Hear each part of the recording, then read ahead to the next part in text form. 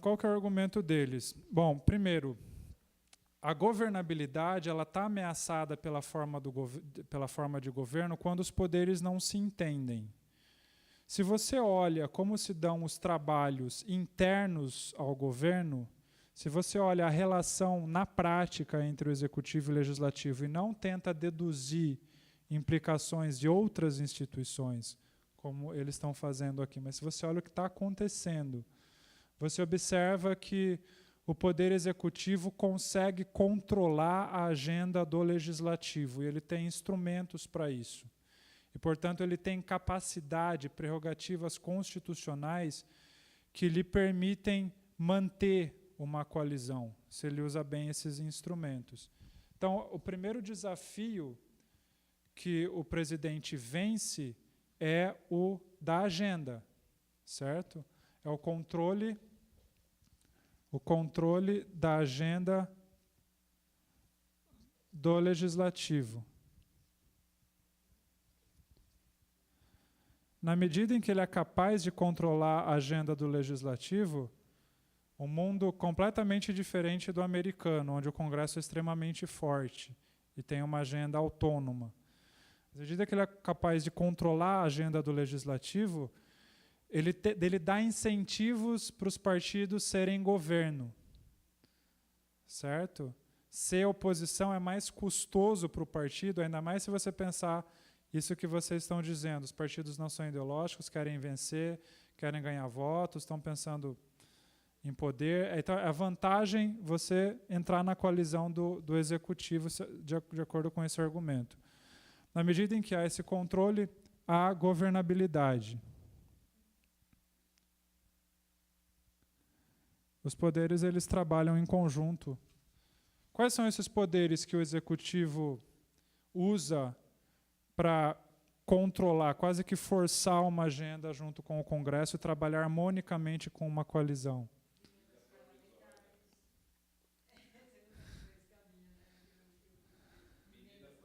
Medida provisória é o principal.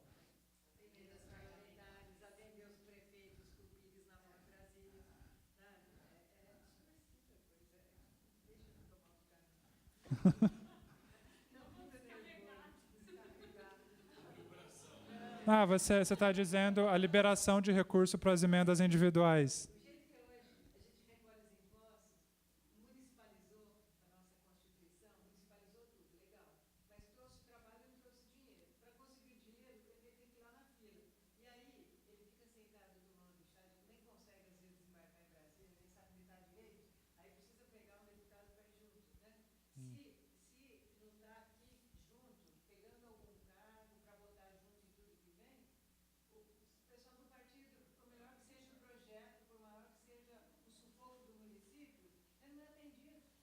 Sim.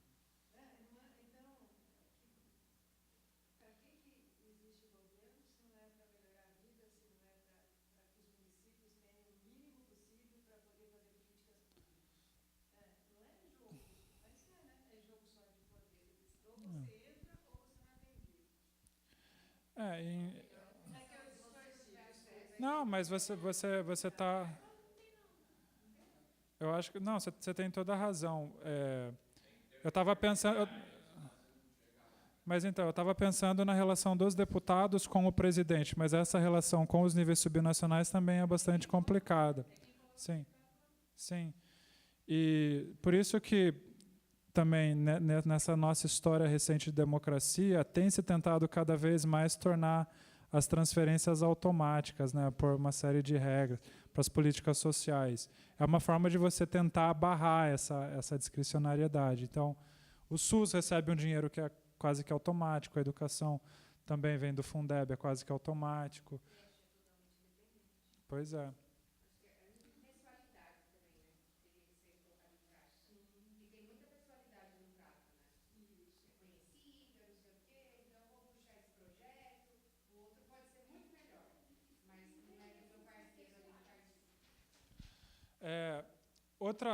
Outro poder muito forte que o executivo tem para controlar a agenda dos legisladores é o poder de urgência. Então, o presidente ele solta um projeto de legislação ordinária, que ele pode fazer isso, ele pode iniciar projeto de legislação, e fala que é urgente. Então, o prazo para que aquilo seja aprovado, acho que, não sei se deve ser melhor que 45 dias, mas tem um prazo fixo que ele tem que cumprir.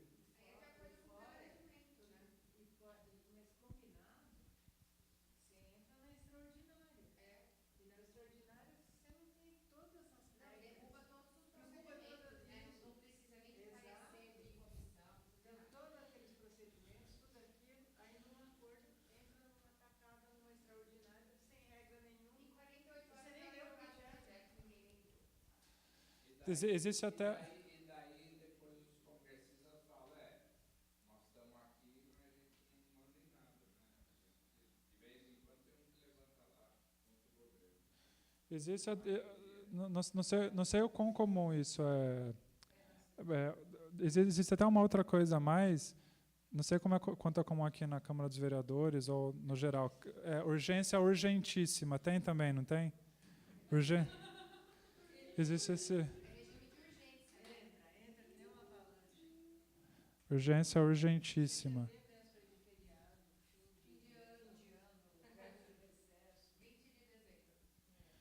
Outro poder muito forte do executivo, que isso foi também uma evolução histórica nos presidencialismos, foi a iniciativa do orçamento. Quem propõe o orçamento é o executivo. Hoje é o padrão, em todo país presidencialista é assim. O Congresso aprova, emenda e depois volta para o presidente. Mas, historicamente, quem tinha essa prerrogativa era sempre o parlamento, o Congresso, né? O Congresso monta o orçamento e o presidente executa. Hoje, já há muitas décadas, inverteu. É o presidente que propõe. E isso dá uma vantagem muito forte para o executivo. Iniciar o orçamento e ter um prazo para emendar. Então, esse poder de propor o orçamento é outra coisa que permite condicionar a agenda, condicionar o que vai ser discutido no orçamento, certo? Dado que as propostas são do executivo.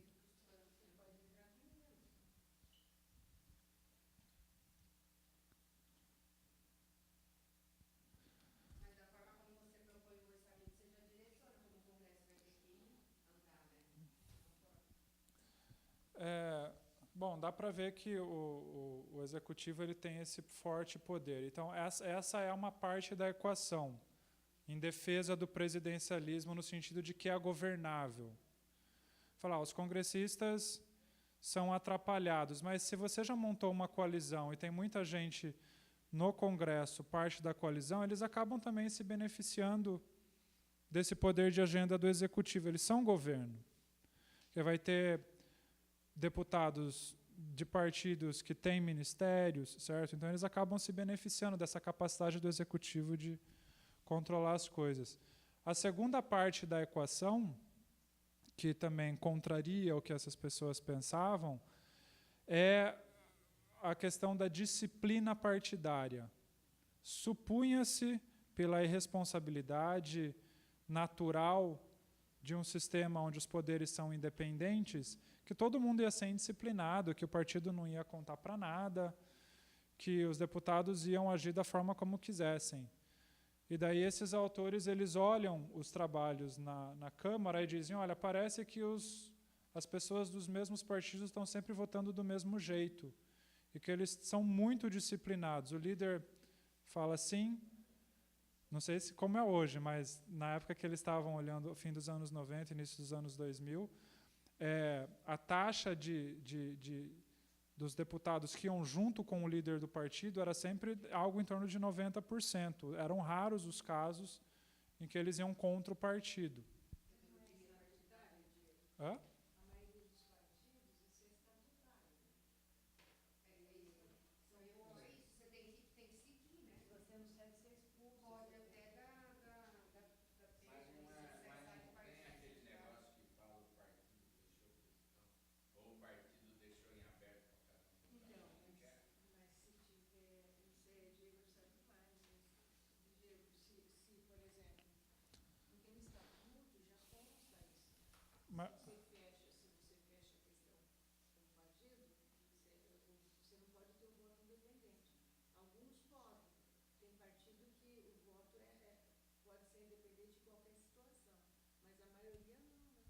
Não, sim, os partidos acabam tentando forçar essa disciplina.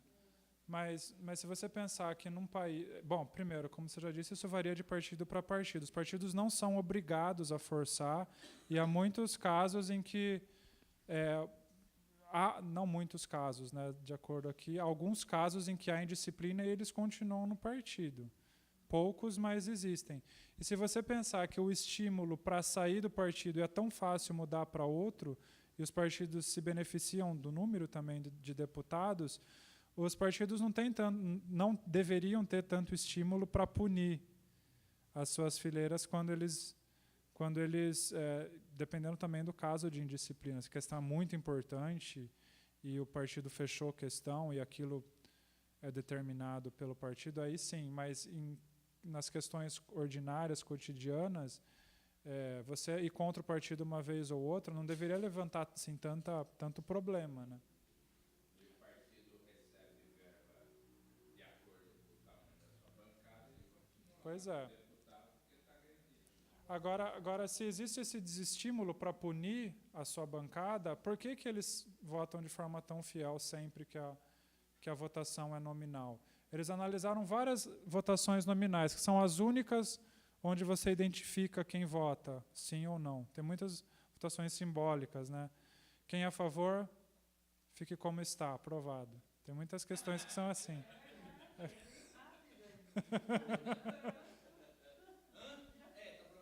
Mas algumas questões são nominais, ou seja, você tem que votar e aparece seu nome do lado. Então, só essas que você pode analisar. E nessas, eles encontraram bastante fidelidade. Por que acontece essa fidelidade? Eles encontraram, primeiro, que o processo parlamentar é centralizado em torno dos líderes na Câmara dos Deputados. Muitas coisas são definidas por líderes que dialogam entre si e fecham a questão. Então, quando vai para a votação, a questão já foi fechada pelos líderes. Tem um colégio de líderes que tem bastante poder dentro da Câmara dos Deputados. Então, a primeira coisa é essa centralização. Você esperaria mais indisciplina se não fosse centralizado, certo? Se fosse os deputados definindo as coisas de forma independente com alguma autonomia. Então, centralização em torno dos líderes.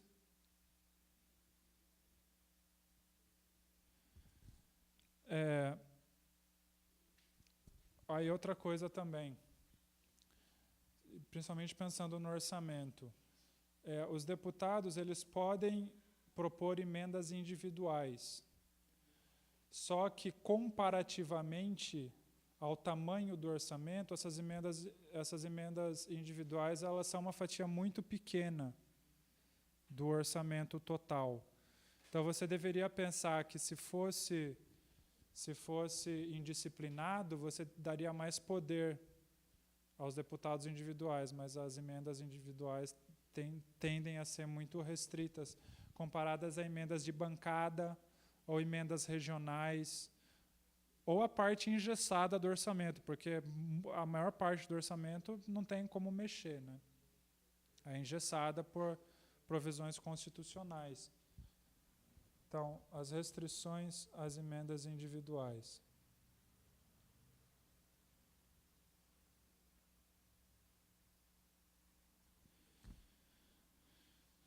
E também, relacionado a isso, já foi levantado as sanções que os líderes e o presidente da República ao governo podem executar em cima dos indisciplinados, como, por exemplo, não liberar recursos para as emendas individuais que já são bastante restritas.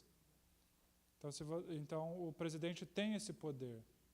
Tinha mais do que talvez tenha hoje, mas o orçamento sempre foi pensado como algo autorizativo, que o presidente não precisa gastar tudo o que está lá. Ele é autorizado a gastar, mas ele tem certa liberdade para definir como vão ser alocados os gastos na prática.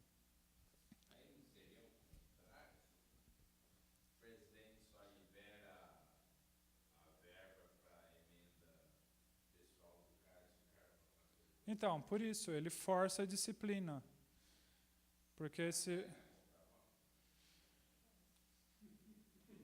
existem interpretações.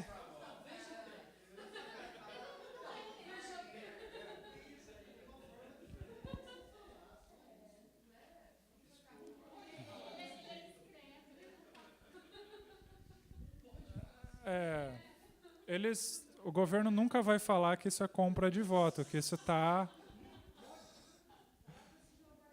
Que isso é a função administrativa do governo, ele tem que ter certa discricionariedade para ver o que é melhor para o país. Sempre você vai ouvir isso do governo, né? Então é uma questão que sempre vai estar mal resolvida. É,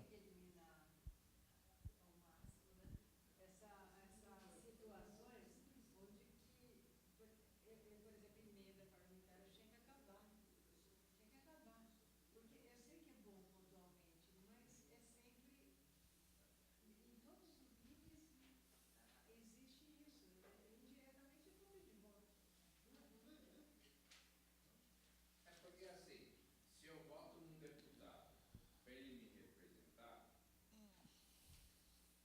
eu votei nele porque eu gosto do jeito dele atuar, Agora, se para ele conseguir atuar, ele tem que se vender para o presidente, daí ele já não é a pessoa que eu escolhi para votar, porque ele não está indo de acordo com a cabeça da população que votou nele.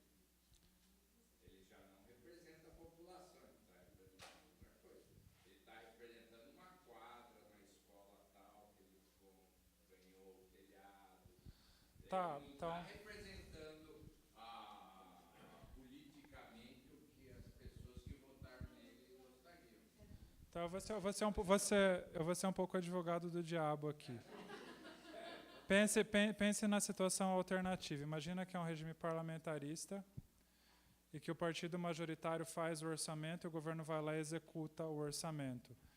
Essa maioria foi totalmente beneficiada e a minoria só cabe reclamar, certo? É a mesma coisa se você pensar uma coalizão. O governo precisa dessa coalizão, negociou uma agenda com a coalizão, você pode imaginar que, teoricamente, o governo vai fazer a coalizão funcionar conjuntamente, negociadamente, dando dinheiro para as emendas de quem está na coalizão. Se é o governo que está negociando a agenda com uma coalizão, por que ele tem que satisfazer as vontades da oposição? Então, deixa eu só te falar diferente. Se você olhar o Congresso Nacional, tem deputados, tem senadores que eles estão pensando genericamente. Então, eles estão pensando, talvez, nos aposentados, fazer uma lei para as mulheres, fazer uma lei que não significa fazer uma lei para a cidade dele. Você já chega no Nordeste, a maioria, o cara, ele está fazendo emenda para trazer dinheiro para fazer a escola, para fazer o posto de saúde, para fazer só isso. Então ele tem, mas ele não está pensando assim no país, ele está pensando só na região dele. Sim. Só naquilo. Então, quando você vota numa pessoa, você está pensando assim, no geral, você está pensando num setor da sociedade genericamente, aí você está fazendo leis para o país crescer mais do que simplesmente você falar, ó, consegui. Tá, tudo bem, no Nordeste falta água, você colocar a caixa d'água Eu acho que o ideal seria todo deputado ter essas duas filosofias. Ele está me representando regionalmente, né, para buscar. Eu votei nele para ele me representar regionalmente. E da mesma forma, ele tem que trabalhar de maneira geral, né, para o país todo. Na hora de executar, ele me representa regionalmente. Depois, na hora de legislar, de maneira geral. Sim. legislar tem que ser de maneira Então, geral. mas não dá para falar que a pessoa que está lá vai fazer isso em 100% dos casos. Até porque E se um ele só faz fizer... isso e o outro só faz aquilo. Não, todos deveriam fazer os dois. Não, e até porque se ele fizer isso, ele não é mais eleito. Não, mas ele é Ai.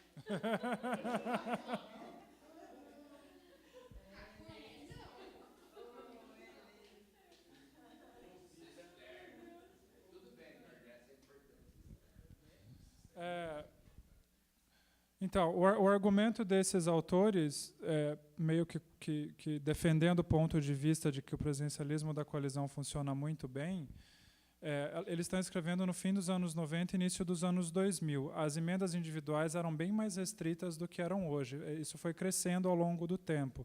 Mas eles diziam, olha, a maior parte das discussões aqui no Congresso se dá por partidos disciplinados, um Congresso centralizado, controlado pelo Executivo, e se você olhar, inclusive, o orçamento, a maior parte das emendas são nacionais, regionais ou de bancada.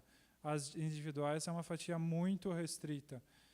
Se vocês forem ler o livro deles, é um livro que foi publicado em 99. Se eu não me engano, chama Presidencialismo de Coalizão, ou Relações Executivo-Legislativo, algo assim. Eles fazem até a comparação entre o quanto vai para cada tipo de emenda. E você vê nas tabelas, eu devia ter trazido para vocês, as individuais é uma fatia muito, muito restrita. Quase tudo é bancada estadual ou no nível nacional. E daí eles falam, então, olha, funciona muito bem. O governo o presidente forma o governo quase como num parlamentarismo, negociando uma coalizão, dando incentivo para as pessoas permanecerem na coalizão e controlando a agenda. A única diferença é que o presidente é um ente externo ao parlamento, ele que vai formar. No parlamentarismo é um ente de dentro. Mas a mecânica, né, a dinâmica de formação do governo é muito parecida para ele. Mas, viu, não é os três poderes ter o mesmo poder? Pois é. Esse argumento leva a acreditar que o executivo predomina pelas prerrogativas que ele tem. Você queria falar alguma coisa? Você levantou.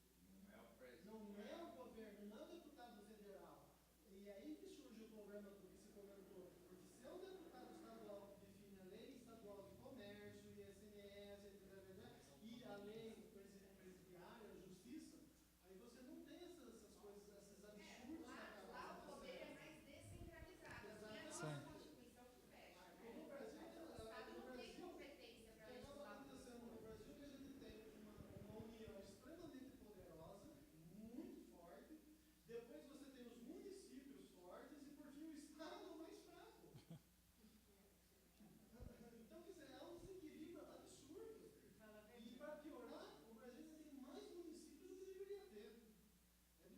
5.700 municípios, vai para 5.800 municípios.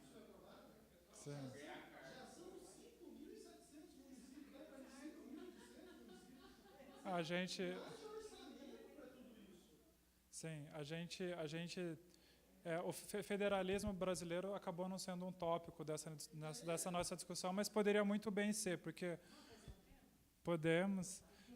o federalismo brasileiro ele foi pensado historicamente sem uma repartição clara de competências. Então, se você olha a Constituição, tem muitas competências concorrentes, competências comuns, que fica difícil saber quem faz o quê. Pois é, acaba tendo essa confusão. Nessas situações, deixa o que ele faz, eu não faço, e fica aí o negócio orbitando no universo sem resolução nenhuma. Professor, mas isso que você acabou de colocar não leva a gente a pensar que essa crise política vigente não é muito ligada à questão da forma de governo, mas sim a crise de governança, a crise de instituições? Sim, o federalismo complica um pouco o jogo no Brasil, né? Sim. Sim. Essas coisas. Muda a forma de governo, mudou, mas esses problemas de governança e competência. Eu acho que, por exemplo, posso estar equivocado outra vez. A Assembleia Legislativa, fala a verdade, não tem mais nada a fazer. Não tem. Assim, porque tudo é decidido lá no Congresso. O que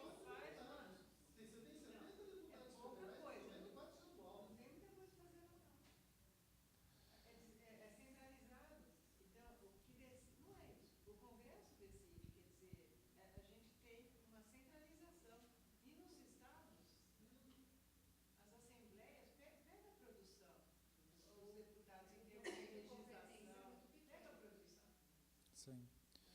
Gente, a gente já está avançando na hora. A gente tem mais um encontro na sexta-feira. O tema também é extremamente interessante, certamente vai gerar polêmica, porque agora a gente não vai mais focar essas macro-instituições, a gente vai focar cada indivíduo e tentar entender como que ele decide o seu voto, o que ele leva em consideração, quais são os condicionantes. Então para sexta-feira, tentem pensar nisso. O que eu levo em consideração quando eu escolho um deputado para votar?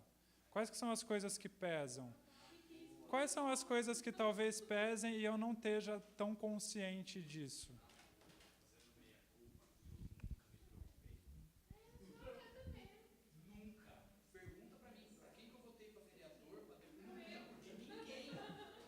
Não só você, a maior parte do Brasil não lembra.